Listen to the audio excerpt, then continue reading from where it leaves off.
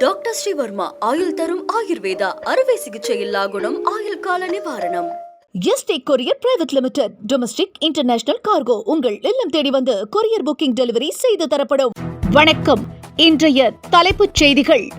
நாடாளுமன்ற மழைக்கால கூட்டத்தொடரில் பஹல்காம் உள்ளிட்ட பிரச்சினைகளை எழுப்ப உள்ளதாக இந்தியா கூட்டணி திட்டம். தமிழகத்திற்கு நிதி வழங்க வலியுறுத்த உள்ளதாக அனைத்து கட்சி கூட்டத்திற்கு பிறகு திமுக எம்பிக்கள் தகவல். பள்ளி கல்வித்துறையின் கீழ் செயல்படுத்தப்படும் நலத்திட்டங்களை பெற ஆதார் கட்டாயம், தமிழக அரசு அறிவிப்பு. பாஜக எழுதி தருவதை அப்படியே பேசுகிறார் இபிஎஸ், திமுகவின் டிகேஎஸ் இளங்கோவன் சாடல். தவிழ்ந்து பதவிக்கு வந்த இபிஎஸ்க்கு கம்யூனிஸ்ட் கட்சி பற்றி என்ன தெரியும்? சிபிஐ மூத்த நிர்வாகி செந்தில்வேல் விமர்சனம். இபிஎஸ் பாஜக கூட்டத்திற்கு வந்த நயினார் நாகேந்திரனை வருங்கால துணை முதல்வர் என்று வாழ்த்தி முழக்கமிட்டதால் பரபரப்பு ஏற்பட்டது. அப்படியெல்லாம் சொல்லக்கூடாது என்று நயினார் நாகேந்திரன் அறிவுறுத்தல். இனி விரிவான செய்திகள். நாடாளுமன்ற மழைக்கால கூட்டத்தொடரில் தமிழக பிரச்சினைகள் குறித்து பேசவுள்ளதாக திமுக எம்பிக்கள் தெரிவித்துள்ளனர். நாடாளுமன்ற மழைக்கால கூட்டத்தொடர் நாளை தொடங்கி நடைபெறுகிறது. இதையொட்டி இன்று டெல்லியில் அனைத்துக் கட்சி கூட்டம் நடைபெற்றது. அந்த கூட்டத்தில் பஹல்காம் தாக்குதல், இந்தியா பாகிஸ்தான் போரை நிறுத்தியதாக அமெரிக்க அதிபர் டிரம்ப் கூறி வருவது உள்ளிட்ட பிரச்சினைகள் குறித்து பேச அனுமதிக்க வேண்டும் என்று இந்தியா கூட்டணி எம்பிக்கள் வலியுறுத்தினர். பாஜக எழுதி கொடுப்பதை இபிஎஸ் அப்படியே வாசிப்பதாக திமுக செய்தி தொடர்பாளர் டிகேஎஸ் இளங்கோவன் தெரிவித்துள்ளார். தேர்தல் பிரச்சார பயணம் மேற்கொண்டுள்ள இபிஎஸ் திமுகவையும் முதலமைச்சர் மு.க. ஸ்டாலினையும் கடுமையாக சாடி வருகிறார். இதற்கு பதிலடி கொடுத்துள்ள டிகேஎஸ் இளங்கோவன், பாஜகவை எதிர்க்கும் கட்சிகளை திமுக கூட்டணியில் இருப்பதாகவும், ஆதலால் கட்சிகள் அதிமுக கூட்டணிக்கு ஒருபோதும் செல்லாது என்றும் தெரிவித்தார். பள்ளிக்கல்வித்துறையின் கீழ் செயல்படுத்தப்படும் நலத்திட்டங்களை பெற ஆதார் கட்டாயம் என்று தமிழக அரசு அறிவித்துள்ளது.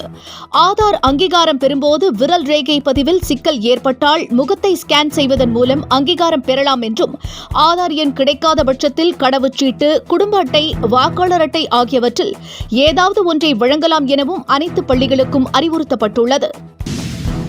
பாஜக கூட்டத்திற்கு வந்த நயினார் நாகேந்திரனை வருங்கால துணை முதலமைச்சர் என்று வாழ்த்தி சிலர் முழக்கமிட்டதால் சலசலப்பு நிலவியது.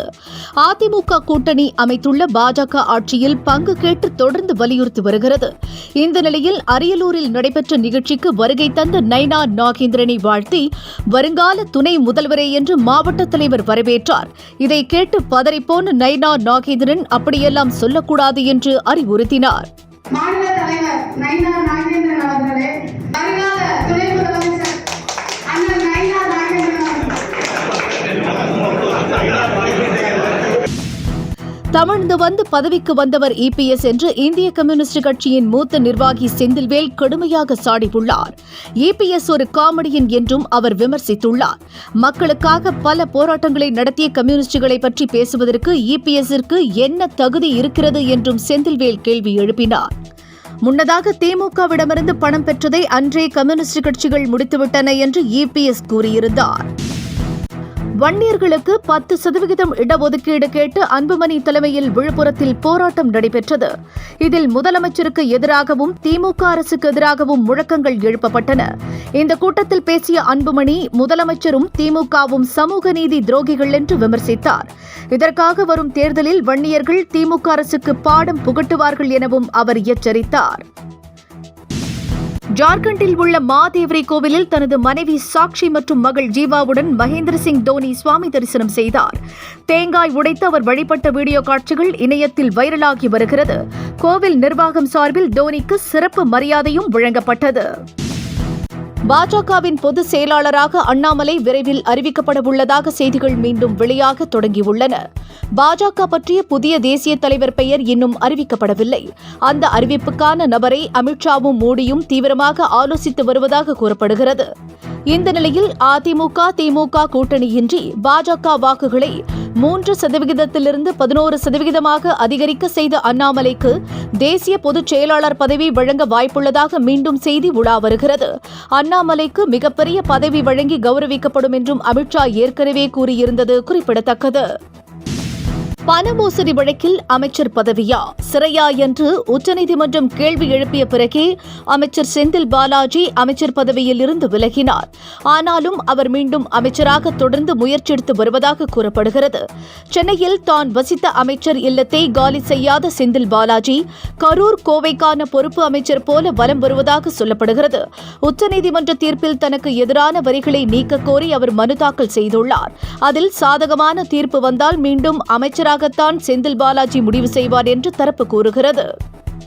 இத்துடன் 5 மணி செய்திகள் நிறைவு பெறுகின்றன.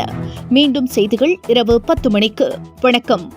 என்றும் உங்களுடன் மை இந்தியா. முக்கிய செய்திகளை உடனுக்குடன் தெரிந்து கொள்ள சப்ஸ்கிரைப் பண்ணுங்க, பெல் பட்டனை பிரஸ் பண்ணுங்க. என்றும் உங்களுடன் மை இந்தியா. டாக்டர் ஸ்ரீவர்மா ஆயுள் தரும் ஆயுர்வேதா அறுவை சிகிச்சை இல்லா குணம் ஆயுள் கால நிவாரணம். Yesterday courier private limited domestic international cargo உங்கள் இல்லம் தேடி வந்து கொரியர் புக்கிங் டெலிவரி செய்து தரப்படும்.